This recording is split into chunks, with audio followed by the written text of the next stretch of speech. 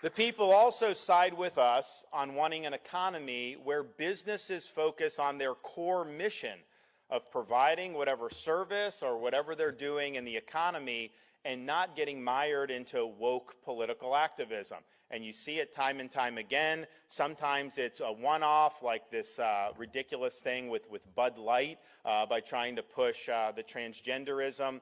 But what they're doing is, these are corporations, mostly very wealthy, powerful corporations. And they're trying to leverage their economic power to change our country, to change society, to change policy. Things like ESG, environment, social governance, what they're trying to do is pursue a left-wing agenda. They're against domestic energy production. They're against Second Amendment rights. They're against all these other things. And here's the thing. You know, when you're talking about changing policy or changing the country that way, you know, we have a constitutional way to do that. I mean, you run elections and you can put people to implement policy. They don't want to go through that because they know their policies would never be able to pass muster at the ballot box. So what they're trying to do is really do an end run around the constitutional system, use their economic power to impose these policies outside the normal system, and guess what?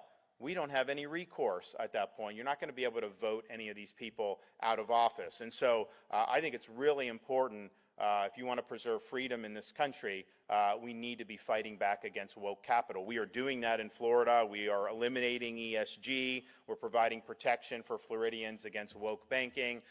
And, you know, the Disney, you know, we make sure that we'll keep them in their pen one way or another. So don't worry about that. So what is kind of the thread that goes through all of this? To me, the thread is this woke mind virus, this ideology that has really captured so many institutions throughout society. I think it's a form of cultural Marxism that seeks to divide not on class, but on the basis of identity politics. I think it's an attack on merit. I think it's an attack on achievement. I think that at the end of the day, it's a war on truth.